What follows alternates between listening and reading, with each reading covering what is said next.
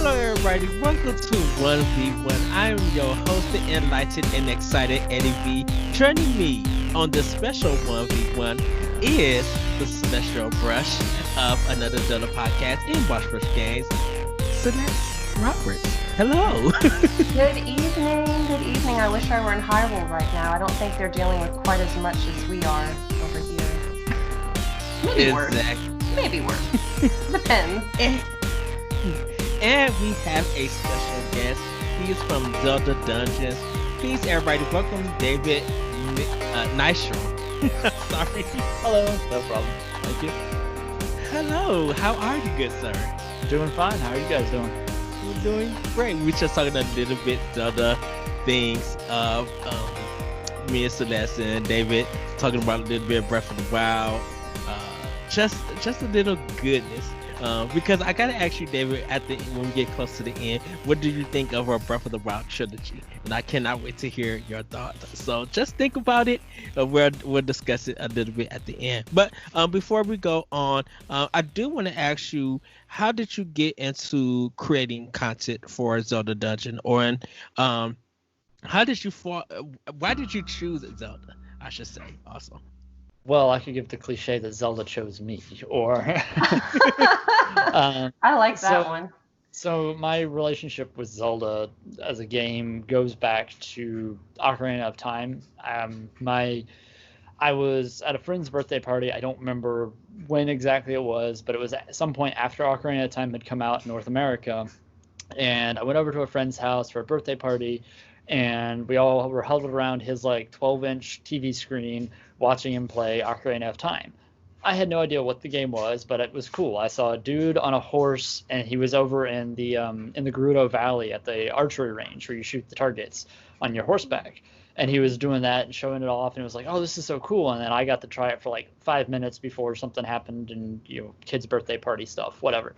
But I remember going home, and I remember asking my dad for it, because I pretty sure I had an N64 already at this time, and then the only games I probably would have had would have been Mario 64 and Cruisin' USA. But I remember I asked my dad for it. I don't remember if it was my birthday or Christmas, but at some point I got Ocarina of Time. And from that moment, I was hooked until I got to Goma's boss room, and then I was too scared to go in.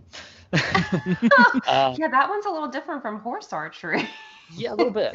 But so over my adolescent years, I would run into a couple of moments where I either was too scared to go in, or the music freaked me out, so I would play it on mute. And then eventually I got to the water temple and was stuck there for at least a couple of years, because I thought I had used a key in the wrong place.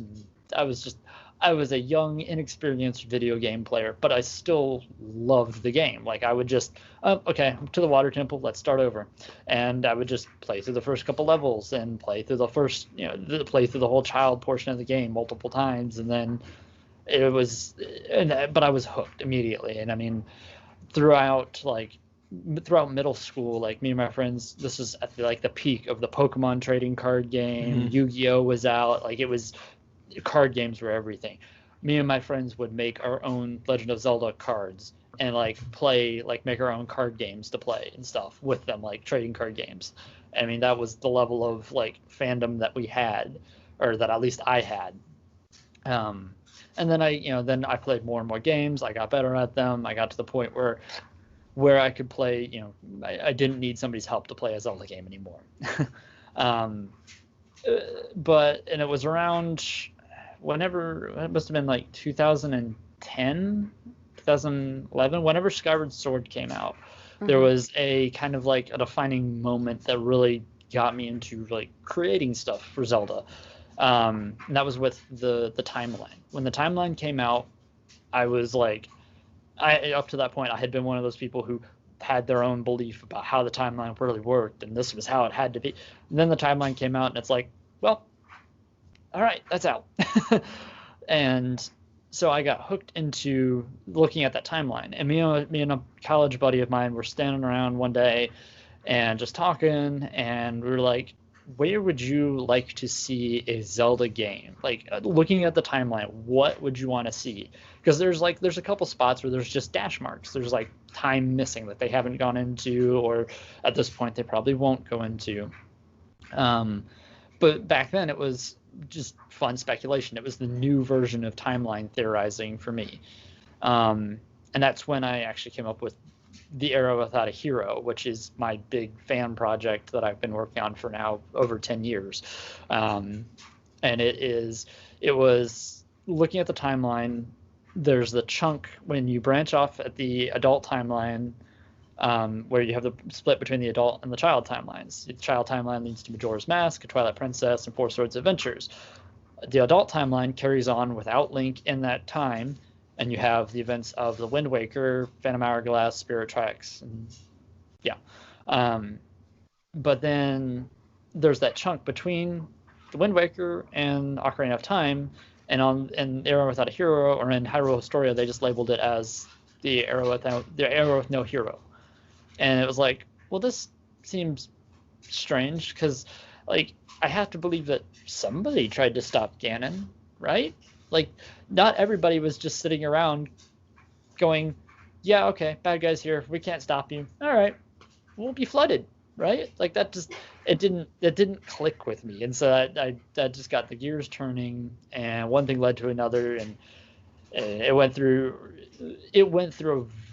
a whole bunch of different forms. Like, when I first started it was a video game. Like, I was like, I'm gonna make a video game, and it'll be this. Like, I'll find a way to make it. I'll find somebody that can help me learn programming, and I'll make it. Well, that fizzled out. But I'm like, well, I've still got all these maps, so I can still like put it out there, and I can let people see it, and it's really cool. And then I started getting into, well, why are we going to this temple? Well, I need a story. I need to make a reason for this. And then that slowly turned into the story that it is now. It went from that game to, okay, now it's kind of a game and a story, and okay, it was going to be open world, but now there's going to be at least this linear story, and now it's going to kind of follow this, and it just kind of muddled and fuddled its way until I left for basic training, and then I put it down because I was in the military for 3.5 years, and I started to work on it again a little bit into there, but I didn't really start. I finished like the first draft of it while I was towards the end of my service. But then a few months later, I was trying to work on another project altogether. I'm like, all right, I'm going to write a whole new story, completely non-Nintendo, going to just step away from it all. And then I got the itch after playing Breath of the Wild for like the second time through. I got the itch to pick it back up. I started revising it, and it was about 2 months later that I started working at Zelda Dungeon, making and writing stuff for them. And about a month or two into being on staff there was a question put out like, hey, we need some more fan fiction Friday content. Do we really want to keep it going? Are we running a little thin? Like, how's everybody feeling with that? And I'm like, I've got a 200,000 word novel on my desktop right here. And they're like, great, you're it. And I'm like, well, crap. I'm like halfway into revising like the first part of it. So I'm like, so since then as I'm revising it and getting a little bit further from that original first draft to where I'm at now with it. That was a really long answer. I'm sorry. No, I read the prologue this evening. I've been following it, and I follow your account, as you know, obviously. Right. Yeah. And I also follow your Era Without a Hero account, and I see you post the different chapters as they come out. And this evening I sat down and read the prologue, and it was so visual. I could picture, well, I don't want to spoil anything. People haven't read it. But I will. The prologue is just a framing narrative, so I don't think there's a whole lot to spoil there. The main, if you think about it this way, the main story ends before the beginning of the Wind Waker. So at some point, there's going to be a lot of water. Yes. It will end with a flood. Yes, and you do a really great job of building up the suspense, because it's, at first I was like, okay, is it one of the pirates from Wind Waker? Is it Tetra on here? Is it Link? Okay, it's not Link. Who is this pirate captain? What are they looking for? Are they looking for the Triforce? And Ed, you got to check it out, because it's like, oh, I want to read more chapters now. Well, and it's really good. There is also a podcast version of it. The prologue through chapter 7 are currently out and available. I was churning them out back to back to back, but then I got to a point where I had too much going on at once, so I needed to slow down. Mm-hmm. And since then, there's been about 2 episodes put out in the last 10 months. So it's drastically slowed down. There is no timeline for when the next episode will be released, although I do have chapter 8 recorded. I just need to polish it and stuff like that. So that might be coming out in the next month. So it's like an audio book kind of. Yes, that's what the podcast is supposed to be. It's supposed to be more or less the audiobook version of it. That is smart. Yeah. I do have to ask, because you mentioned the times where Link wasn't a hero or anything. I always wonder, and Celeste, you might want to ask this answer too. What is your theory about the king's role in the Zelda series? Even yes, he is having Princess Zelda. We never see who the mom is. We never meet the wife. And I wondered, has the king ever been to any of the dungeons or stuff that we never knew about? Did we have to create a world for the king? Because what is his role than just ruling that little portion of Hyrule? I would assume that more or less he's just a male member in the Hyrulean family bloodline. Perhaps this generation they didn't have a daughter, so therefore there's no Princess Zelda to be elevated to the throne. They had a son. Guess what? You're the next best thing. Here's your crown, kiddo. I mean, go ahead. Go ahead. I was just gonna say I'm gonna get philosophical, and I think he kind of represents regret in the game series. Definitely in the Wind Waker. Yes. I mean, if you can spoil a 20-year-old game or 15-year-old game. Well, it's mostly in a lot of the Zelda games, the king is dead. The king has sacrificed himself in some way, and I always wonder, what is your role?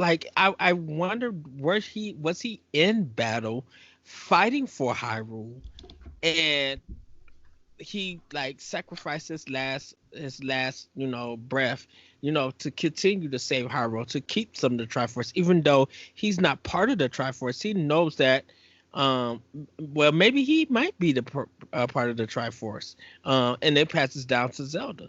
It's like a transference kind of thing. Like a steward, yeah. He's basically there until there can be a true heir to that birthright, I guess.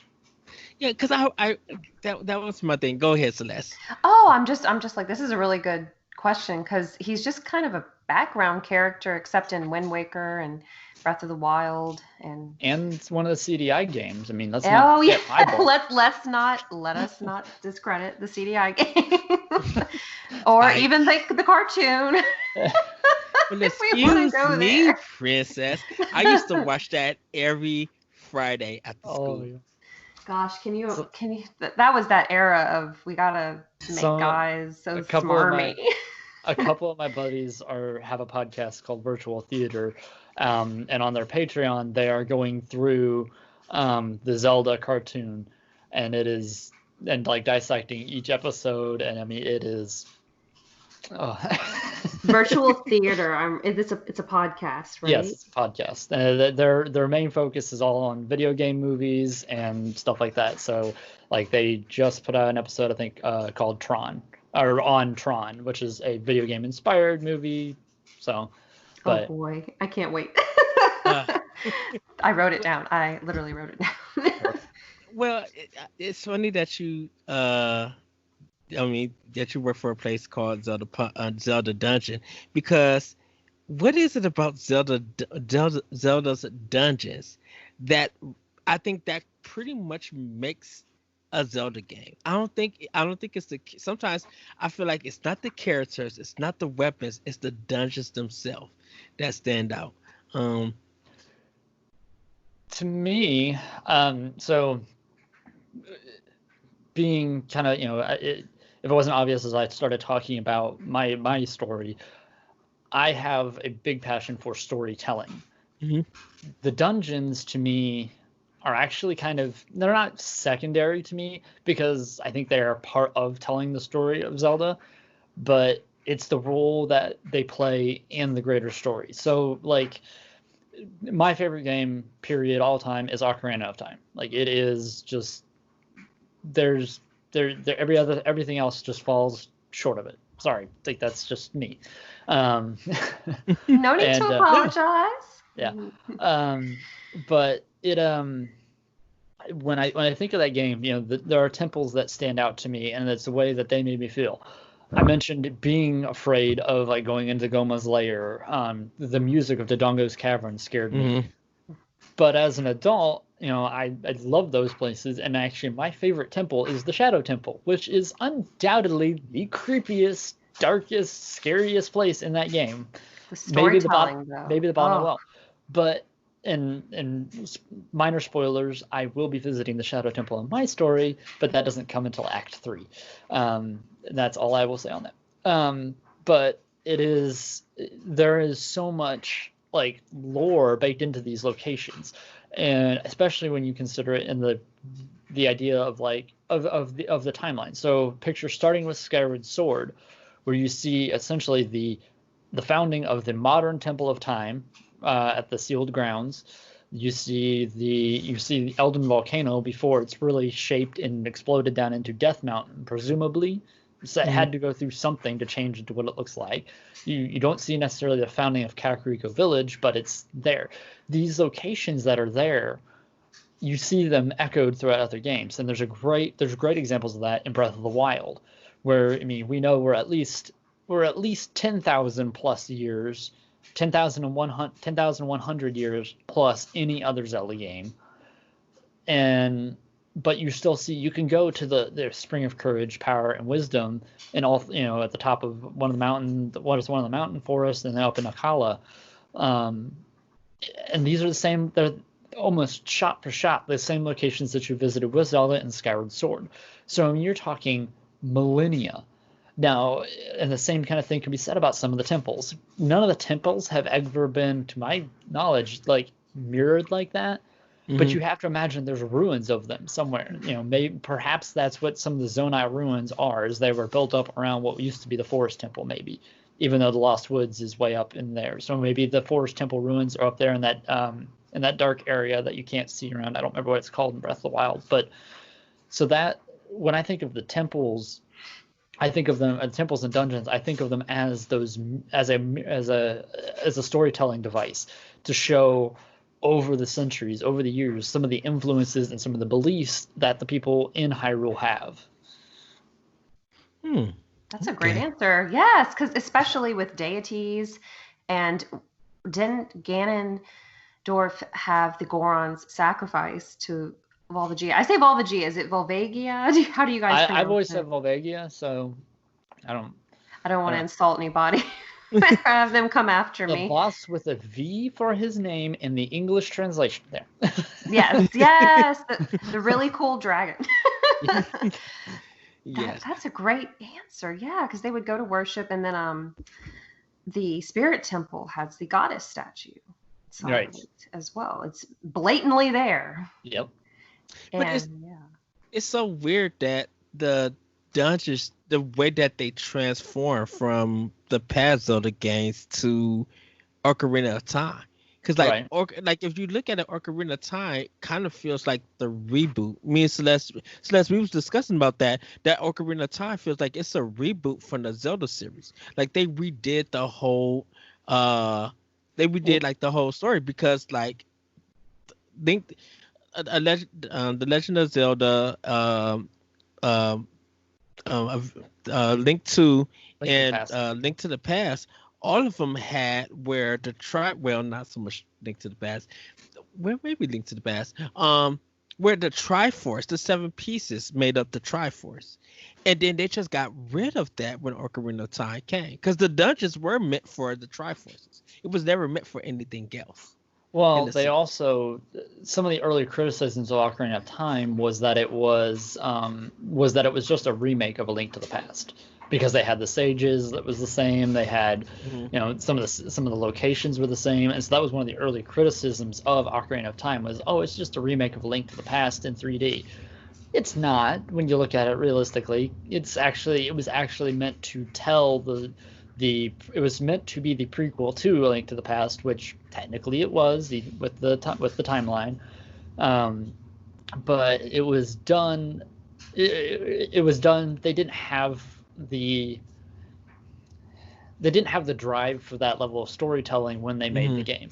One of the things that Zelda has always been about gameplay first, which has always to me been like, well, okay, but the story. Yes, that's how I feel too. Like, oh, did you guys have fun beating 100ing this game? And I'm like, oh, I was kind of worried about reading everything I found. Well, yeah, because Ocarina of Time, the big thing about that was the Z targeting. Like, if you read GamePro EGM, it was always just like how Z targeting worked in 3D and how that kind of made future 3D games. Like, when you target on a person, this is what it's supposed to mean, and why the camera needs to be on that one character. You finish it, and then you could target something else. Revolutionary. Yeah, I mean, so cool. Yeah, Zelda has always been cutting edge. If you go back to the original, when they implemented the ability to save your game, that was mind blowing in the original Legend of Zelda. Especially for a game that huge. Right. You hope that you can save that game. Yeah, because like everything was passworded, Right. Oh yes, like the passwords. Right. If you didn't play a game full out through and you cut your NES off, you had to start all over. If you was playing Metroid, if you knew the code that they gave you after you died, you could put it in and continue there.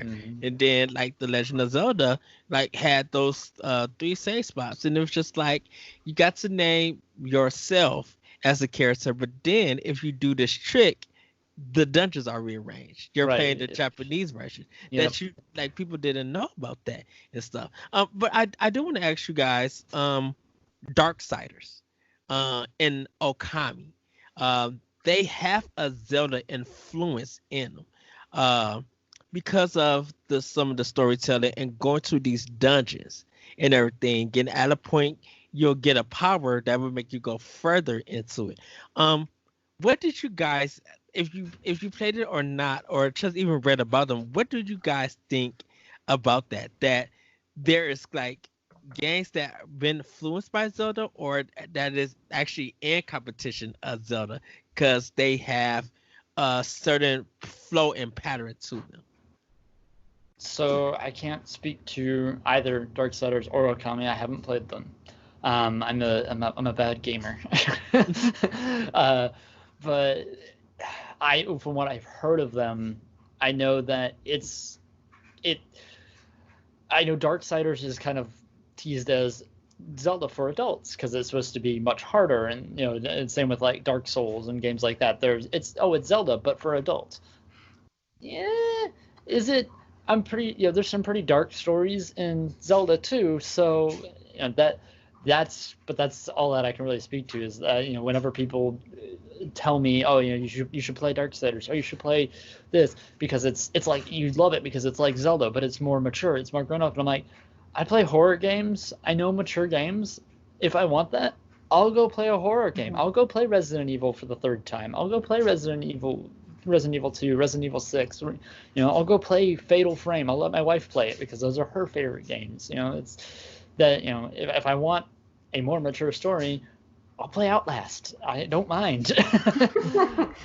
But what about you, Celeste? I think I don't know much about Darksiders, but with Okami, there's that mythology with it, with the goddess, and then Amaterasu, the little wolf, the fox. She's a wolf, right? Yes. It's been a while, y'all. When you get my age, it's a wolf.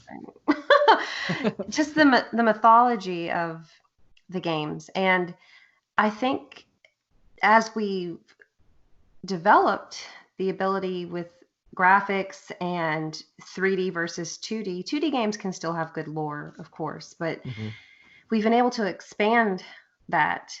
And with music, with storytelling, because games can hold more data now, they can get as sophisticated as they like. But Zelda, I like that it's a little bit of everything. There's joy, there's humor, as David said. There is some horror in it, and I didn't catch that with the Shadow Temple when I was 9 years old playing that game. I was like, oh, this is just a creepy place. And then as I got older and started reading about what happened with the Shadow Temple and the Sheikah, oh, maybe the Hylians aren't so benevolent and innocuous as I thought.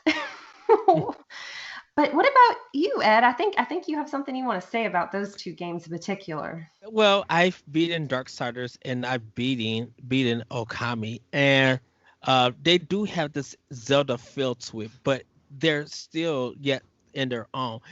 Darksiders is more of a comic book because it came from a comic artist, and their like design, the way that they tell it, has a comic feel that Zelda doesn't have.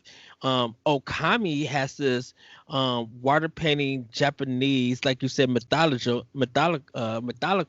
kind of sense to it, but it really plays on Japanese zodiac signs, where you are Amaterasu, but you are the mother of all the gods. So every time, because they were just like mother to all, like, and like nature and stuff like that. So you represent kind of saving the world and taking care of the world that you're in from darkness and stuff. And every like, you'll meet a tiger, you'll meet a cat, you'll meet like pigs and monkeys and other dogs, and they all are, there's these animal spirits are representing Japanese zodiac signs and stuff, and they're coming and they're giving you these powers so you can use your celestial brush to create more things to get further in. But the designs for both games is that you go in these dungeons, you solve these puzzles, you do these challenges. For some of them, you'll fight a mid boss, and after you get that finish that mid boss, you get that power. When you finish that boss, you get that extra life, that extra energy that you need. Very Zelda-like. With the heart containers. Yeah, but when you get out of those dungeons and stuff, you're free to do side quests. You're free to go collect souls or collect money and stuff to buy equipment and things like that. With Zelda, you really don't buy that much. You might buy the wooden, not buy the wooden sword. You might like get a stick or something. And you might get a cheap shield, but you continually don't really use your you really don't use your currency in Zelda, but you do use a lot of currency in the other two. So that's kind of where the difference comes from. But I think everybody like came to that conclusion that it's this Zelda X style because of those dungeons. You made me think of this Zelda being the spirit of Helia in Skyward Sword when you talked about Amaterasu. Oh my gosh, I'm so sorry. I'm butchering this poor dog's name. This poor goddess's name. Because she's taking care of the earth, and Zelda has to help take care of Hyrule now. She's reincarnated, and she's a goddess reborn. I know people like to make fun of Skyward Sword, and the controls for me were a hindrance. I think they're cool, but I'm so happy we have that storyline, and I hope that in the future they can release it for the Switch or another Nintendo platform. If it wasn't because of Breath of the Wild, Skyward Sword would be my number one Zelda game. Yeah. Like like I love Wind Waker. I love Twilight Princess. Skyward Sword made me laugh. It made me feel in this real world, and it was like the dungeons felt different. They felt challenging, and they made me really think. And it was just like, this is the first Zelda that really made me be like, I need to zone in, because I think one of the boss battles is like a bowling alley, like you got to roll a ball or something. I think it's the second dungeon, the magma area. Yeah, you have to get into the boss chamber first. You have to like roll a bowling pin, like a big old ball down like a snake, as like a serpentine, whatever thing. And then when you're in there, he's like on this platform that teeter totters, and you have to roll out of his way. Yeah. That was very innovative, especially using the unique control system they have for that one. That's a good point. Just thanks, Ed. Now I'm gonna have to go play Okami again because it's been a while. I really. Wasn't there like this big bird penguin looking one where you like when you first get your bird and you fly down, you go to the land, in Skyward Sword. He Your looks like a big. there's your Loftwing, the big crimson bird that you have. But I don't remember. Yeah. Zelda has one too. I don't remember what color hers is. Blue, I But when think. you but when you land down like underneath that the sky, and you meet and you're on like actually adventuring, and you meet like this big like looking bird thing, penguin thing. I cannot think of his name, but he was the first character that I paused the game, and I think I went on Facebook or something, and I was just like, I want to set the plushie. I want to set the plushie. Oh, are you Like, thinking of the Kikwi tribe? Yes. Oh, yes. love They do look like them. penguins. Yeah. They do kind of look like penguins now that I'm looking at I them. met them, talked to them, and laughed. I was just like, I need a plushie of these. Like, They're pretty cute. Their little noises, and that was my favorite area in Skyward Sword, especially the water. It's absolutely beautiful in that area. Yeah. Yeah. Well, I have some questions for David, and, Oh, go ahead. if you, unless you have some more, Ed, I don't want to go ahead. derail you. Go, Okay. go. So, I was not stalking you, but we talked last week, and then I looked up your website that you have on your Twitter account, Mhm. and so you're an Air Force veteran. Thank you for Yep. your service, first of all. Fun. Yes. Yeah. My And pleasure. Yeah. do you wish that you could have had a loft wing instead of a plane, instead of a jet? I never. The closest I came to a jet was in a hangar with one that had no engine in it. So just because I was in the Air Force, I was never near a plane. I did all sorts of like I did calibration, and that's what I actually still do just as a civilian now. But if I had the opportunity to have a loft wing, oh, absolutely, I would have a loft wing. Would I have the courage to hang onto its back and ride around? That's a different story. But it'd be awesome to have that as an option. Was your time in the military influential on your stories, do you think? Yes, in some way. So there are some military aspects to some of the characters. One of the major characters in the story is Impa. She's got a smaller role in like the first third of the story, but the second and third part she has a much larger role. But she is one of her duties is to be the general of the Hyrulean army, or the Hylian army, and so that is her role. Like she has that role, and to help educate and raise Princess Zelda. Those are her two roles in life, and that is what she does. And she is very, very strict when it comes to her military stuff. And some of that is taken from what I know of, like, okay, this is how it needs to be. This is how it would be done in the military. So I've tried to put as much of that into the military side of the characters. And there's actually, so you have in my story, I have like the regular army, and then I have the Knights of Hyrule, who with the Wind Waker you get the Knights crests and stuff like that. Mm-hmm. Every Knight of Hyrule is issued one of those, and they wear it at all times as like an identifier to be like, I am a Royal Knight of Hyrule. You are, basically as a status symbol. Mm-hmm. But I also kind of use it as a differentiator between what we would see in the U.S. military between enlisted and officers. Officers inherently have a higher rank. All Knights of Hyrule are basically officers. They have a higher rank. They outrank all volunteer soldiers that are just, here you're gonna stand in line with a pike. That's one of the distinctions too that I put in there. So that is cool that you have firsthand experience and can apply it to your creative writing. Yeah, it's been helpful with that at least. So Ed, it just by coincidence, David and I talked last week through messaging because he was thinking about teaching overseas in Japan. Yes. So I reached out to him. I said, hey, if you ever have any questions, please message me. And we just started talking. And you want to be an English teacher. That is what I'm currently in school for right now. I'm working to be a high school English teacher one of my biggest inspirations in my life. It was one of my high school English teachers. He was an Army vet. He was he also ran our high school radio station and did some of like our theater production stuff in high school. And so there was not a day in high school where I wasn't hanging out either in his office or working right alongside him doing one of those things, because that was me in high school. I was at least as far as like my extracurriculars, I was always involved in the drama club, choir, and our radio program. I did color commentary for football and was the home narrator or homecaster for all of our in-league basketball games on actual radio, and it was a blast. Oh, nice. That is cool. It was awesome, one, because it was so much fun. It was what I originally went to college for. I got to get into all the games for free.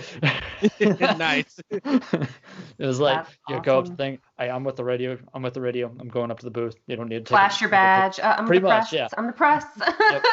Yeah, pretty much. It was. Oh, that is awesome. But so going back to that, is one of the things when I got out of the military and I started working back in the civilian field, I was like, yeah, I can't do this forever. In the military, I could do it while I was in the military.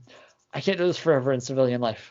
I need a job that I love and want to do. And then I got to thinking, I reached out to him, my old English teacher, and we talked a little bit, and I asked him some questions. And then, it was maybe 3 months after starting my civilian job that I was like, I was in school already and taking. So I'm one class at a time right now online. And so it's not to knock online school, but it's a little different than if I had made that decision and been in like brick and mortar classroom when I had graduated high school. If I had perhaps taken my education a little more seriously. Take your education seriously, kids. Exactly. You still learned with the military. Yes. I know what you're saying. I know. Yeah, what I you're saying. learned so much more than I probably would have if I had gone into sportscasting like I originally wanted to. I probably wouldn't have lasted. I probably would have gotten burnt out, frustrated, and not been where I am today. So, and I don't think I made the wrong decisions. I don't think I've made. This is going too deep. No, it's all about you tonight. Oh, well, thank you. Now we have to ask you, what would you do for world peace after this? Wow. Like Miss Congeniality. I'll be back. No. No, but it I don't know where I was going. Teaching. One of the things that I want to do with teaching is my love of storytelling. Part of that love came from him because, up until that point, yeah, I did okay in classes. I was an A, B, an occasional C student. I was a good student, not a great student. As some people might say, a chronic underachiever.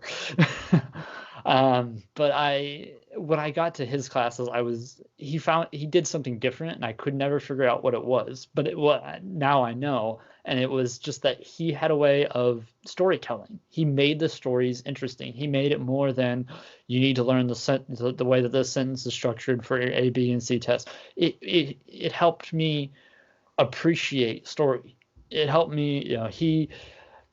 Up until that point, I thought I had to be like this hard, this tough guy. I had to listen to only rock music. I can't listen to like soft rock. I had to listen to hard rock. I walked in on him one day. He was eating his lunch. He's sitting there listening to Katy Perry and has like no shame about it whatsoever. And I'm like, dude, you can do that? And I'm like, it was just like a mind-opening experience. And I mean, like if high school, like freshman year me could see me now, he would be like, "What are you doing, dude?" I'm like, "Oh, this is called K-pop, and it's amazing." Yes, I think you had tweeted about something about K-pop recently. I'm a K-pop junkie. I have no shame about it. It's my wife. Side story. a couple of, for Mother's Day, my son and I made my wife like coupons, like a little coupon book. And one of the coupons in there that she can pull on me is no K-pop for a week, because it's all I listen to. Wow. I don't think there has set been yourself up for that one. I don't think there's been a month that's gone by that she hasn't pulled that card. So, How many did you give her? well, she could reuse them. I made like a laminated them and everything, so she can use it. So there's like 6 of them or 12 of them, and she can use them one per month. Like, so each card is good once a month or something like that. But I see what you shot yourself in the foot with that one. No, I have headphones. I'll just put those in and sing and dance to them that way. Oh, okay. So you can listen to it in Just some way. around her. Yeah. So like if I'm cooking, if I'm cleaning dishes, and I have it blasting, she can come in and pull that card, and it's like, all right, fine.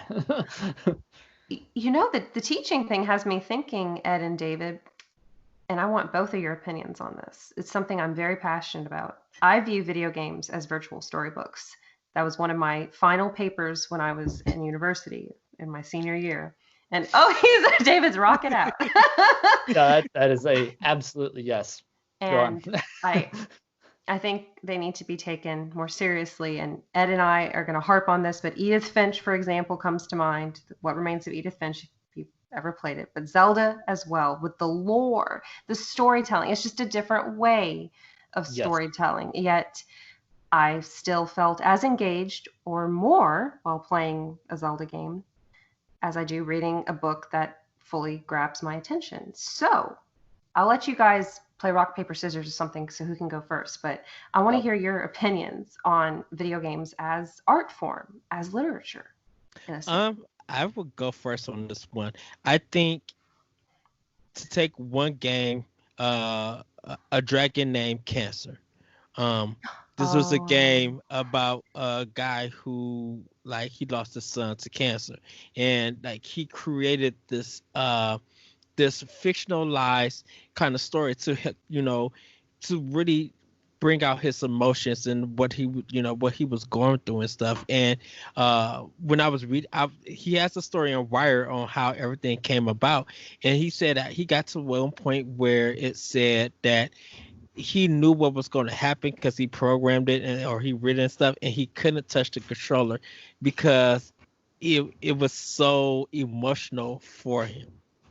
And I think when there's stories that really that you could connect with, when there's story beats and stuff that games can connect with, you feel that this is a different kind of visual representation of a story. You know, you could always a book could always get turned to a movie adaptation and vice versa. You really can't do that with games because there's other factors into it. But if you got something like Cancer Named Dragon, Papa and Yo, about the creator's dad being an alcoholic and creating this world with monsters and stuff, it's just like it gives you a different sense, because when you play the game and get the story, you're like, oh man, that was just such an enjoyable experience. But then when you see the creators' story behind the games and stuff, it brings it to a new level, because their story that they're telling in the game sometimes reflect the stories that's going on in their life, the real things. And so video games are able to express that and really give you a different sense about it than just literary books and stuff. You know, books they do such a good job, but you really gotta like pay attention and remember things and things like that. I think when there's a visual representation from a video game that really sticks in your mind, and it's a really point that hits you, and that you just be like, wow, it really brings out something. It really brings a meaning to it. And sometimes it's a memory that is going to be stuck with you, that you hope to see that others got that same memory and got something similar. So I think games being as a storytelling, not so much a storytelling tool, but like a storytelling kind of like narrative for people, it really says something about how games are powerful. Then I'll turn it over to you, David. I was kind of thinking about this, and it hit me in a weird spot. Like, how can people who play the modern God of War want to talk about narrative? And it was just like narrative has always been here, but you guys chose not to play those games to get those experiences. So why is it this particular game now makes you want to focus on narrative? Um, because I'm just like, if you haven't played like The Last Guardian or even The Legend of Zelda or so even shoot like Black Belt or something like that, if you haven't even played some of the older games that really gave you a story, you you've been missing out for years that we have already known about in a sense. So, but David, what are your thoughts? I absolutely think that games are an art form, a form of storytelling, and all of this stuff. And I mean, right off the bat, games that came to mind: Life is Strange, Death Stranding, Detroit Being Human or Be Human, whichever one that, those are all very deep story games. And I mean, Death Stranding is a bit of abstract, but there's some serious depth to that. If you've finished that and you've sat through the credits and then watched the end of the game, and it's just like, when my wife and I finished that, we had to set the controller down and just go, huh, okay. And it was one of those moments of, we're not sure what the story was there, but at the same time we knew what we got out of it, and we were like, okay, there was, I mean, this could be said probably about any Hideo Kojima game, that there is always, like, to quote a certain ogre, it's like an onion. You can just start peeling back the layers. I know exactly which ogre you're talking about. But he lives in a swamp. That's the worst. Oh, never mind. Okay, that was the worst impression. Anyways, but no, yes, absolutely. Games should be more respected as an art form, because there is so much story to it. Now, that's not to say that all games are this way. Mm-hmm. There are games that are just, hey, it's just a fighting game. Okay, cool. Mm-hmm. Then that's fine. It doesn't. Not everything has to be this. Not everything has to be Life is Strange on this, super deep level. Not everything has to be The Last of Us. They don't all have to be super serious, super brooding, super intense. They can be fun. They can be funny, and they can invoke any emotion that the writer or the creator wants. Look at what Super Metroid did on how that story got across without barely using any narrative. Sure, absolutely. Yeah, I mean, and that, you go tie back to Zelda. Again, you mentioned it, Skyward Sword, that as far as storytelling goes, I mean, anybody that says any other Zelda game does a better job at storytelling, send me your argument, because that game's story, that was the first game that I played that actually made me cry. There was a certain moment later on in the game with Zelda and Link, and you're just, it's going to be okay, but you don't. Like, you're just, it was such an emotional moment to me. I remember playing that, and that was the first time in a video game that I remember setting the controller down and just going, whoa. And like needing a minute to just kind of go and just, okay, it's all right, it's okay, because it's a story. It's just like any other story. It's that to me is the Gandalf saying, it's the Gandalf falling into darkness moment. That is your, I'm drawing a blank on movies here. I was trying to make another, like, an actual movie reference, not just the literary reference, but there is so much storytelling in games, and the ability to learn from games and the stories that they can tell.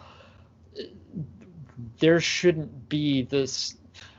There doesn't need to be a stigma of, oh, it's just a video game. Mm-hmm. Because there can be those moments in mm-hmm. those games, just like in books, just like in movies. There can be those I am your father moments of, oh my gosh, that just happened. It can be that level of, there is the Star Wars level fandom in video games. There is one of my favorite classic literary books is the Inferno, Dante, part of Dante's comedic trilogy. That is, that is one of the all-time like high bar pieces of literature to me, but at the same time, I've seen that referenced in video games many times because I play a lot of horror games. So, and there's even a video game. exactly. Yeah. So, with it, and that helps. That just helps. Helps show like, okay, you want to go into this literary device, let's explore it in a video game format. There's another one. I just thought of it. I can't remember the name of it. It's an art-based game. No, it's a video game that you're wandering around. You're an artist. Is it the Swan, the Unfinished Swan? No. What system? It's on all of them now. It's an older game. But it's a first person. You're walking around like a house, and every time as you go through the house, it becomes more and more twisted. I can't remember it. It's gonna drive me nuts. Eastshade? No. Because I'm looking it up, and is it a horror game? Yeah, it's Layers of Fear. That's it. Yep, Layers of Fear. Okay. Yep, I found it. And that's another one of those it's so deep. There is so much you could read into that and experience in that game. So, yes. The short answer is absolutely yes. Story, literature, video game. I think when I become an English teacher, I'm going to find a way to work some sort of video games into my classroom, whether the school board likes it or not. I know, for some people, when it comes to narrative, Final Fantasy VII, Era's Death stands out. Just that visual representation of seeing the music, seeing how all of that came about. Like, it took video games in the 16-bit area. They had memorable stories, but those stories were like fun, adventurous things, and you didn't really understand how death played a role in it. And then when cutscenes started having different art styles and CGI, and you are actually seeing a character that you control lose his life and stuff, it brings a different meaning to it, and no doubt that the visual, the step up in visuals has made that more impactful to certain people. For some people, that can feel more through reading, that can learn more through reading, it didn't necessarily make as big of a step. But for people who are extremely visual in their learning style, who are extremely visually excited, stimulated, the step up in graphics has definitely increased the ability of video games to tell stories. And I think that's, to go back to Death Stranding, I think that's a great example of that, of how the visuals can really play an impact on the storytelling. So yeah, cause in a way that's how Rhyme is also, in a sense, because Rhyme it's a visual game that you play and you adventure in, but the music is driving the narrative of emotion. So it's really making you feel things. Like you're getting some action scenes, so the music would play this, but when it's a quiet, somber moment, you just hear this music, and it's just like, okay, things are at ease and at rest, but yet I know I have a journey I need to continue to figure out what is going on. Yep. Y'all might laugh at me, but I think David had said, some games can just be a fighting game. And that's absolutely true. But I will say, when I was a little girl and we'd go to the arcade and I'd see the Mortal Kombat and Street Fighter screens, whenever they would have the little summary of the fighters' stories, I would stop and I was just mesmerized. Oh, yeah. The background, what's their motivation? Oh my gosh, this one's a princess. This one's her evil twin sister. Oh, here's their mother, the queen, and she's apparently able to scream really loudly. Welcome to what made me end up writing a Zelda novel as opposed to making a Zelda game. Oh, I've got to find out what happens here. Why is this like this? I mean, okay. I'm not a professional. I'm not an elitist. I'm not in an ivory tower, but people have been looking at scribbles and motions and brushstrokes on canvases and bananas duct taped to wall. Yes, just people have been looking at carved marble, people have been looking at words on paper for deeper meaning. That can be applied to anything that elicits an emotion from you, that makes you think on a higher level. And video games do help with critical thinking skills. 100%. Oh, yes. The interpretation for different things, whether it's movies, books, video games, real life, anything, your interpretation is always going to vary on how you take it in and what it means to you. Yep. And when that happens, you as a person who's taking the interpretation is creating that narrative, creating that story. So you would be like, okay, there's a banana taped on the wall. Maybe Nintendo did a level in Mario Kart where the thing turned and someone there was a tape thing on the ground. Maybe Donkey Kong left the banana there. Instead of a banana peel, an uneaten banana. And it's just like, no, someone just put a banana on the wall and taped it.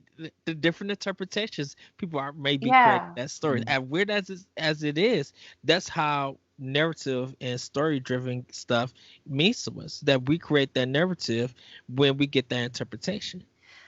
This is not a video game, but have you guys ever seen that movie Mona Lisa Smile in like the early 2000s? A while ago, yeah. No, I haven't. She's an art professor, and she's showing the girls, it takes place in the 50s, she's showing the university students these different art pieces. Some are very sophisticated and lifelike, like things by Leonardo da Vinci and Rembrandt, and then she shows them a cave dwelling painting, and she said, why is this not considered art?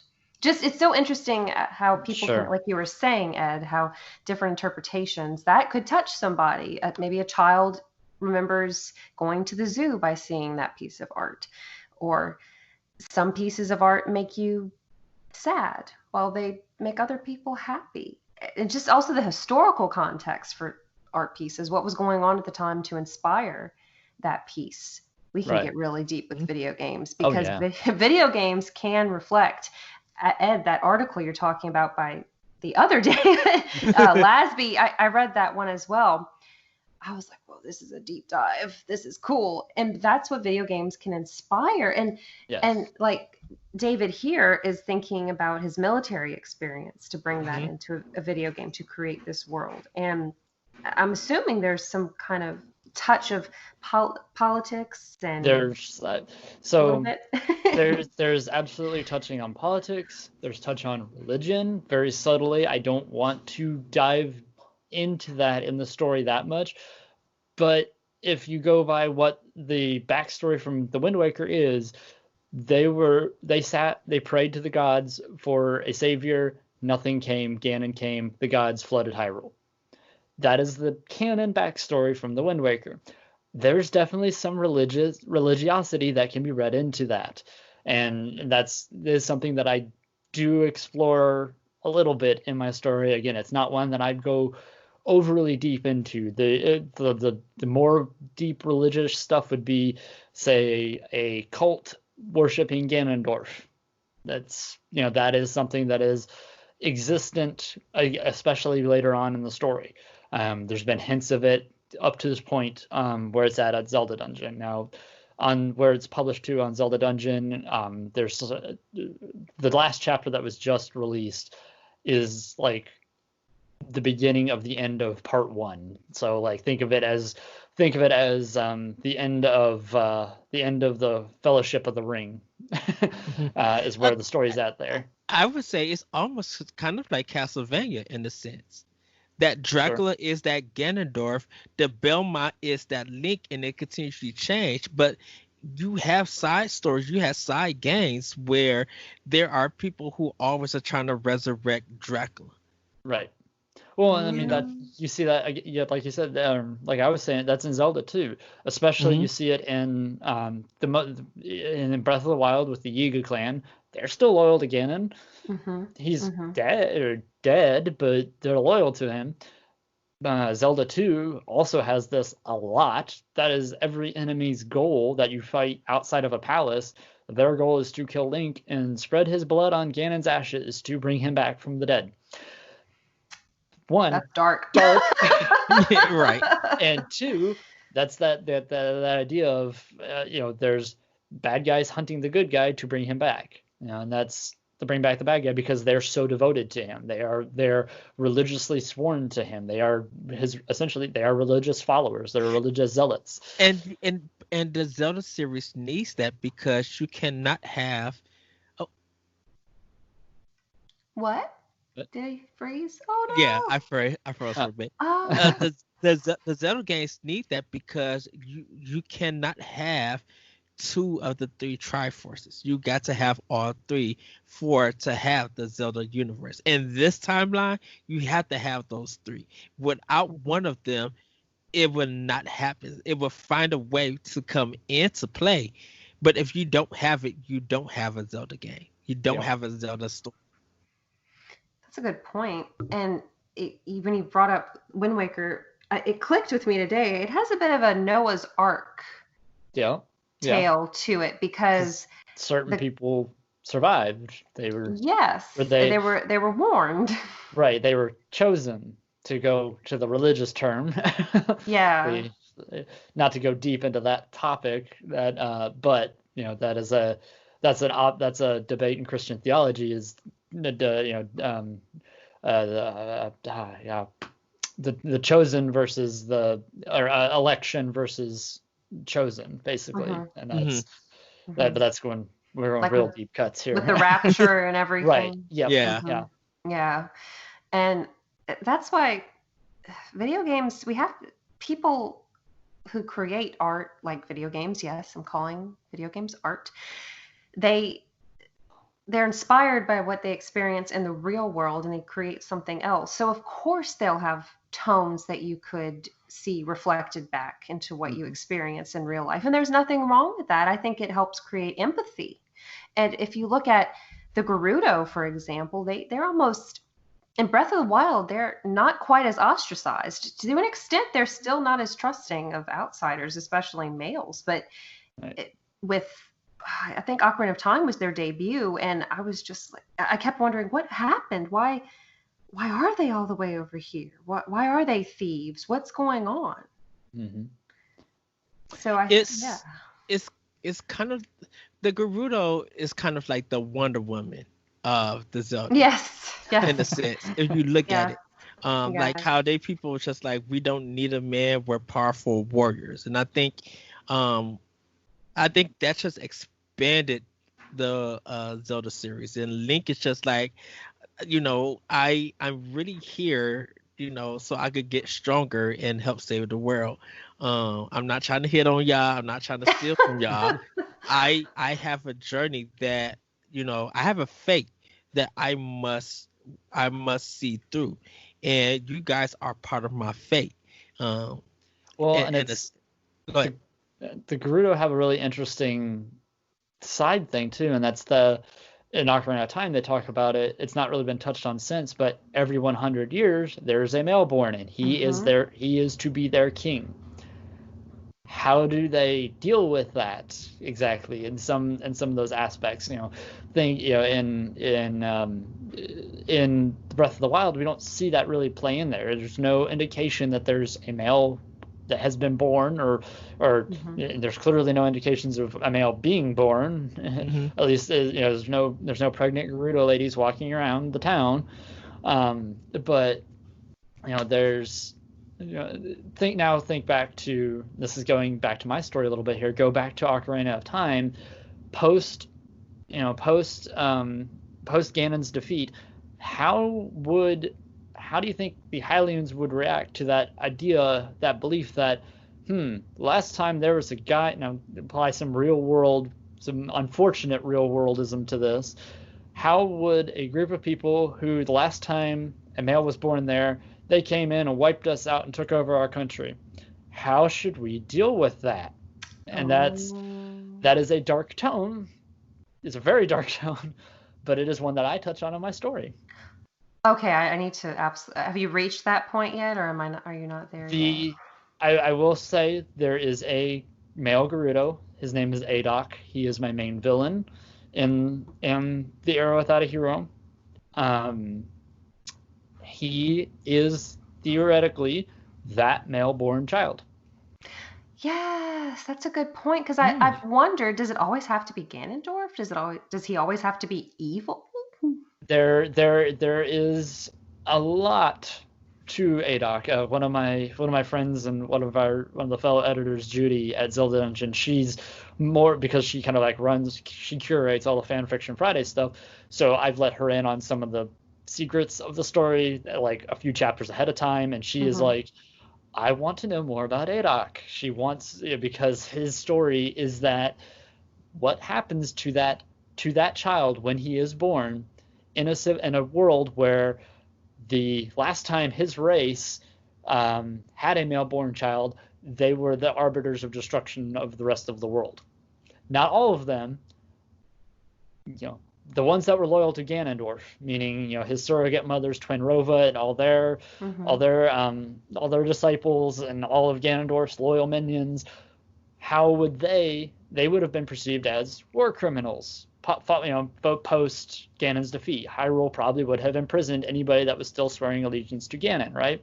So what happens when this male child was born in a world where he is seen as a threat? He is seen as a perceived threat, and how does he become what he is, and that's one of the stories that is explored, one of the side stories, but it's also part of the main story that is explored in my story, The Era Without a Hero.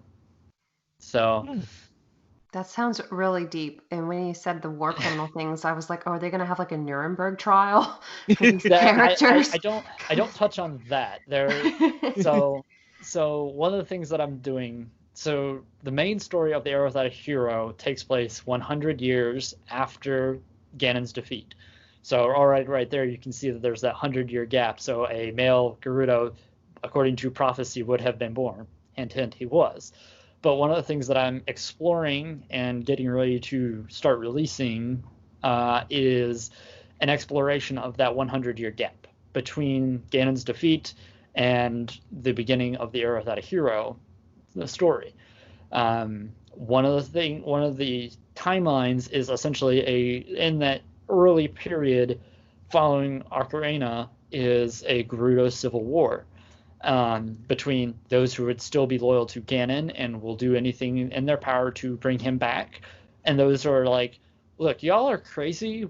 We don't want this. This is not okay. He was evil. And them siding with the Hylians. And so you have kind of like the civil war between where you have the Gerudo who are like realizing, yeah, Ganondorf was evil, should not have been our king. We should have, imprisoned him or something, or not let him have such ambition. And they're sided with the Hylians versus this rogue clan of essentially rogue clan of Gerudo, who years later, or a few years after I had started writing this and had this idea, Breath of the Wild comes out and gives them a name of Yiga, and I was like, oh, well, that's a good name for them. I don't call them the Yiga because I don't want to. They're not quite the same. Mm-hmm. I actually call them the Dragmire clan, which is an allusion to Ganondorf's actual last name. So that makes a lot of sense. It's a good callback. Yep. Yeah. That's one of the other things in my story is everywhere you look, there is a reference to another Zelda game. As much as it is like a self-contained story, as much as it is, set in this very specific slot of the timeline, I reference every single game in some way or another. I even there's a scene as the main characters are going to Death Mountain. They cross the gates of Kakariko Village. There are two guards standing out there. It's now actually called Kakariko City. It's grown up, it's bigger, it's better, it's new and improved. It's but there's two guards standing outside, and their names are Soto and Moto. And the way they talk, not the way they talk, but what they talk about is they're excited about, they have an idea for a new game that they want to bring to the city that would involve jumping on platforms, and maybe some of the platforms look like turtles. They're supposed to be a reference to Satoru Iwata and Shigeru Miyamoto, hence their names, Soto and Moto, and the game, jumping on turtles, That's Mario. Mario. Yes. Oh, that's cute. And it's just like this. That's just one of like these like little nuggets of information that I just like. I put it in there because I'm like, this fits. It fits. It's kind of funny. It's a little break from some of the serious stuff that's going on. It's and I wanted to pay respects to the late Satoru Iwata and the still with us, obviously. Thank you, Shigeru Miyamoto. Because hey, they gave us Zelda. So without them, I wouldn't have this story. So they have to be in it somewhere. And even if it is just this little, these two silly guards standing out front talking about making a game. Easter egg. Yeah. That's fun. Yes. But I mean, I have references to other Zelda games in there too. One of the characters that you meet early on, his name is Sir Ralphine. It's Ralph from Oracle of Ages. I named one of the Zora sages. Her name is Rutella. Mm-hmm. Presumably, Rutella could have just been a name in this timeline, the same as Twilight Princess. Mm-hmm. So her appearance, actually, all the artwork that I drew for her looks exactly like Rutella, but she's a little different in my story. And once you read and catch up to it, you'll see exactly how different she is. She's very, very different than she would be in Twilight Princess, but it's the same name and it looks the same. So you could kind of think of them as like mirror images or parallel universes kind of thing. There's another small reference that a character makes to Breath of the Wild, like they're talking about maybe an ancestor of mine one day could do this, and it's I'm not going to spoil that one, but when you get to that point, it is when you read that line in that chapter, you're like, oh my gosh, I know exactly who you're talking about, and then you just get a little like, oh. I love those kind of moments, especially you have such a rich series to work with, to grab references from. Yep. I do want to know. I think I could. I don't know if I could answer. I'm gonna guess. Ed, is your favorite race the Kikwees that we talked about? Would you say? Not really. I really don't have a favorite race in the Zelda series. Or is there one that you would like to see explored more? Actually, no. Well, that's a boring answer. No. I put him on the spot. I think because it's the Legend of Zelda series to me is always about the journey, and it's more about the creative dungeons that's going to be put in, the weapons that I'm going to be using, the exploration around this world, and just beautiful moments with the music and like little cutscenes and stuff. So there's little things that incorporate it. So pretty much every race that's in the game, even Ganon and Ganondorf, just those two, they're important to my journey because I know that you are the ultimate goal, but I want to know what are you going to do to really challenge me, and is it going to be worth it? Because like that frozen time fight in Wind Waker, you have to play that. It demands to be played, and if it's your first time, you cannot let nobody help you. You have to go in and play that because it's a moment that's just like, it's challenging, but it's so revealing. Like it's so therapeutic and it's so fun to enter in. I love that moment in the Wind Waker. That is, as somebody who's essentially writing the backstory that leads up to that moment that gets frozen in time, I love that moment. Wind Waker is on my list of Zelda games. It is number 2, right behind Ocarina of Time, which kind of should be obvious based on the story that I wrote, But it is that moment in the Wind Waker is like, that is such an iconic storytelling moment. You go, you've done all this stuff on the Great Sea. You're like, cool, all right, let's go where are we going? We're going down. What's down below the water? Oh, what? Why is this all black and white? What? And then you pull the Master Sword and it's such a moment, It's beautiful. I have a favorite character, of course, that's Link. out of the whole series. But I like all the races and everything. I like everything is important to me in Zelda, and the way that they portray them and put it out. If I had to say that my favorite race is, it's the artwork. That's okay. Because That is fair. That is because fair. each Zelda game, even Link 1 and Link 2, like the way that the artwork was done, it is done in each game, just really brings out what the story is going to be about.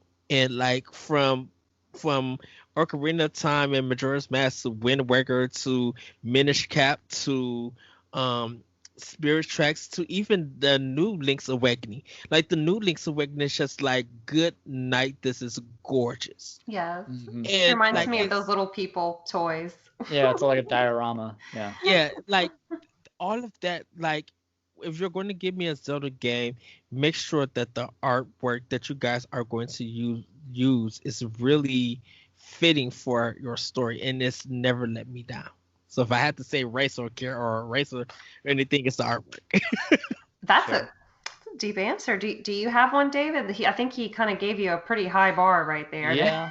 to reach. So I kind of same way. Like I don't have like a favorite race. Like I mean, it when I have when I built my story as a game and what I'm kind of working with right now, I gravitate towards the Hylians just because I feel like I can relate to them. Because they're for all intents and purposes they're humans. They're the humans in that world. They're not, but they're because Link is our avatar, because he is our stand-in, he's our link to that world. I associate with him, therefore I associate with the Hylians. It's that's how I feel about that. That's that I would love to see the Sheikah explored more, and I really hope we get that out of Breath of the Wild too. I really do. I feel like Breath of the Wild did explore them, but not in the way that I wanted. I love Breath of the Wild, but there's a lot of things that were just off the mark for me with that game overall, and that's why it's like I can't put it in my top three. Like it's just there all of it. There was something that was just off with it slightly, and just left me wanting just a little bit more. Like go just that little bit further with it, and they never did. But I'm hoping to see that more in Breath of the Wild too, and because like I said earlier, one of my favorite places in Ocarina of Time was the Shadow Temple. Why? Because it was so dark, so mysterious, and it's so intimately tied to the Sheikah. And it makes you sit there and wonder what, and that you could say, and I guess that's really what I would love to see explored is what was that? Not necessarily that I want to see necessarily the atrocities that went on in there or whatever you presume it can imply went on inside there, but I want to see the why, the how, the who, I want to see the experience that led into that. So I guess maybe the Sheikah, and that would be my answer. And again, that's coming at it from a storytelling perspective of I want to see the story. I want to know what the story is behind this place. And so I come at it not necessarily as what's my favorite, but maybe who I'd like to see the most of, and that would be the Sheikah. I would love to see that explored in depth. That would be amazing. The Shadow People. I love it because it's true. Yeah. They're very mysterious. Impa's the most intimate we get in Sheik, but I mean, that's spoiler alert for anybody who has not played Ocarina of Time. But if you play Smash Brothers, okay. Well, if you play Smash Brothers, you know by now that it's Zelda. You know what? As y'all were talking, this came to my mind. In Majora's Mask, whenever you can disguise yourself or turn into a Zora, a Goron, or a Deku, that's when those people in those particular races are more open with you. That's when you can truly delve into their secrets and you learn more. Because if you approach them as Hylian Link, sometimes you're not even allowed in certain areas. Right. Yeah. So I didn't think of it that deeply when I was playing Majora's Mask. I just thought it was cool that I could swim and hit things with my fins. but that was a really neat mechanic. It's really deep. Like I'm just now replaying Majora's Mask for my son. He watched a little bit of it during the Zelda Dungeon marathon and has since been like, I want you to play this, Daddy, play it. And he's not scared. He's scared of like the opening, like when you first put the cartridge in, turn it on, and it does the with Majora's Mask. That kind of freaks him out. But other than that, he seems to be handling it really well, which is good, and I'm really excited to keep playing. But so the when you finish the Woodfall Temple, you can go do the Deku Butler's race to get the Mask of Sense. When you get to the end of that, he talks about how you remind him of his son, about how he used to do this, but he's gone missing. Like his son left a while back, and he's not heard from him since, and he's regretful for it. At the very, very beginning of the game, and at the very, very end of the game, you see it as well. You pass this twisted tree that's like petrified before you're even. It's right after you've been cursed, but you haven't actually entered Termania yet. And you if you look at it, Tattle tells you that, or not Tattle, is it Tattle or Tail that you have as your companion now? Tattle. Okay. Yeah. Tattle, yeah. Tattle tells you, like, looks at it and goes, wow, this, that you kind of look like this thing. It looks really sad. Just looking at it makes me feel like I could cry. It's very much implied that is the Deku Butler's son, who was killed by the Skull Kid in Majora's Mask, and you're now wearing his soul because you inherit the souls of of Darmani and Mika when play the song Healing for them. Their souls essentially bind into the mask and fuse, I guess would be a good word for it, with Link when he puts the mask on. Mm-hmm. And so I have to assume that the reason they're always so open with you is because some of them think you're that person, and some of them just recognize maybe that like you hear people talk about, oh, you've got the spirit of so and so in you. That's what they see in you. That's what they see in Link. That's what I'd have to think with that. And the transformation, there's some agony during it. It kind of bothered me. I like to hurry through it because I don't like watching Link writhe in pain. My son went a little quiet when I first put on the Deku mask after that, because you can't skip it the first time you put on the mask, unfortunately. So I'm like, all right, look, we're going to go hop across the water. Look, isn't that funny? Oh, poor little thing. He's doing fine. He's, like I said, I think he's doing just fine with it. He has not woken up having a nightmare saying Majora's Mask is coming to get him, so that's a good thing. He hasn't done that yet. He did, apparently this morning, he did say he was, I guess, in the living room while my wife was feeding our daughter breakfast, and I guess he was in the living room playing, and then came into the kitchen where my wife was and said, I don't want to be in there right now. Majora's Mask is on the TV. And my wife looks in, TV's off, and it's like, no? Okay. So it's a pretty terrifying game for a kid of that age. It is. I'm like, he's a tough kid. Like, I'll give him, like, he's a tough kid. This kid, it was a few months before this, like, I'd handed him the Wii U pad to play Breath of the Wild, because I'm a dinosaur and didn't pick up a Switch until like a year after it came out, which meant I played Breath of the Wild in its entirety on the Wii U and still do. Me too. Yeah. But he loves playing that game, and I've watched this kid go out and kill Guardians. Like, he's like 4 years old. He's like running around. This is fun, killing a Guardian. And he knows how to equip the Master Sword. I'm like, okay, yep, you got this, kiddo. Like, yep, all right, good, you got it. I think he's the true hero of time, dude. Right. He might be. He was. He wanted to. He loves it so much that he wanted to be Link for Halloween last year. So he was Breath of the Wild Link for Halloween. It was awesome. There's pictures of it on Twitter somewhere. Because I wore my Toon Link like hoodie and wore my ocarina around my neck, and we walked around together. Yeah, this Master Sword and Hylian shield, and was like just all proud of it and stuff, and it was cool. So cute. Starting them off on the right foot. Yeah.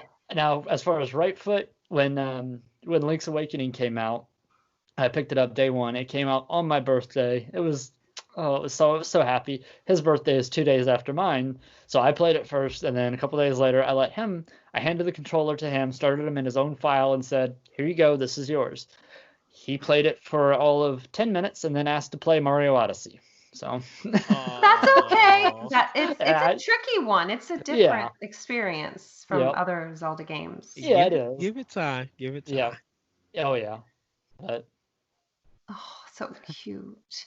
Well, Ed, is there or David, is there anything else y'all wanted to say? Well, we the last portion I had the Breath of the Wild trilogy that Mhm. I wanted to bring to you. What are your thoughts about it? Do you think there's going to be a trilogy, or if there is, what would you like to see for Breath of the Wild 3? So I mentioned this a little while ago. I don't remember if it was before we started recording or not. I wrote an editorial over on Zelda Dungeon talking about what Breath of the Wild 2 could take from Zelda 2. In that, I talked about a lot of stuff about how they could what they could do with Ganondorf, how it could be like people are coming trying to revive him just like in Zelda 2. But then at the end, I did hint that this is where they could absolutely steer it into a trilogy, and I think they should. And the third one, if the second one is Ganondorf, the third one has to be Dark Link. You have to have Dark Link be your main end villain. And I kind of made it like, because I was trying to draw connections to Zelda 2 in that article, there was a lot of push. I made a lot of references to Dark Link in it about that. But then I did at the end, I hinted at what if this then spun into that trilogy where the third part, Ganondorf is defeated, everything looks like it's really all hunky dory, but a piece of Link was taken. When Ganondorf is defeated, a piece of Link gets taken. Now in the reveal trailer, you see that shot of Link holding his arm, and it's like turning all green and stuff. It looks like it's turning into the hand that was originally holding Ganondorf down. And there's been countless theories produced about that now.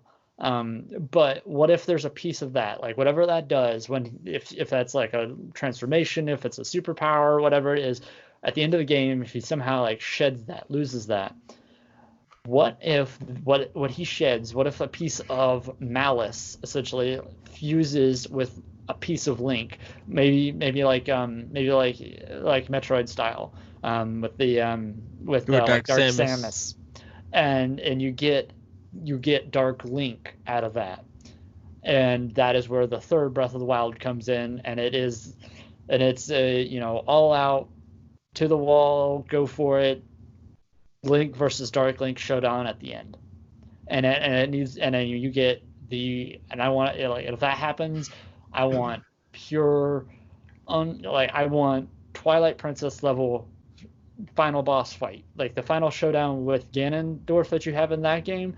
I want that cranked up to 11 with Dark Link. That would be amazing, please, because that fight is Twilight Princess is my favorite one. Ocarina is probably my second favorite, and that fight, especially even the bridge fight while you're on your horse. Yep. Oh yeah. Or I mean, the Wind Waker to me has one. Twilight Princess is absolutely probably the top overall like ending fight, but like to me like there's nothing beats the ending of the Wind Waker when you do that perfect parry, you roll around, Yes, for thematic purposes. Just an unforgettable moment, and I want something like that. Maybe if we can get that in Breath of the Wild, and then the Twilight Princess-esque one in Breath of the Wild 3, okay, I won't complain. I'd be all for that. All right. Well, everybody, that is going to be it for our 1v1. David, thank you again. Where can we find you at? And where can people find your... You can find me on Twitter at DaveWayne09. You can follow me there, or you can follow, if you want to just follow the Arrow Without Hero stuff, it's at Zelda Tewa, which is the TEWAH, the Arrow Without a Hero. Just the acronym for it. And so if you ever see a post where I mention Tewa or say something about that, that's it. You can always find me somewhere over in the Zelda Dungeon Discord.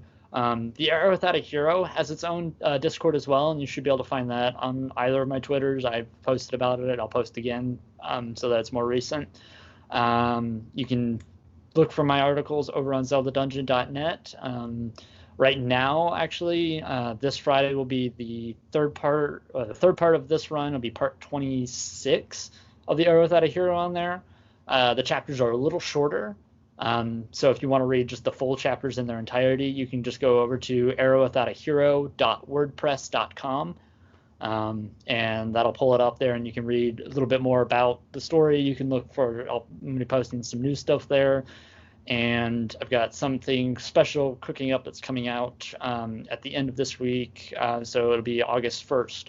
I don't know exactly when this will be going out. So August 1st, if that's after this or before this, whatever, I'm going to be launching something special for the Era Without a Hero fans that they can actually take part in and be a part of the backstory of the main story. What? Backstory of the backstory of the mid story of the. It's something that people will be able to do and have fun with, and I really hope they enjoy it. I've been putting a lot of work into this. My wife has been having to suffer as my guinea pig for it. Gosh! Okay, I need to know what this is because that sounds. I'll tell you after the recording because if it isn't out yet, I don't want to spoil it. So, Celeste, where can we find you? You can find me on Instagram and Twitter at FairyCrypt and also at anotherzeldapodcast.com. And you can follow Another Zelda Podcast on Twitter and Instagram as well. And what about you, Ed? You guys can find me on Twitter at ThatPressureCode. You can check more of our content at BossRushGames.com and on our YouTube page at BossRushGames. Follow us on Twitter at BossRushPodcast. And yes, thank you, David, for this 1v1 all things Zelda. Celeste, need that words?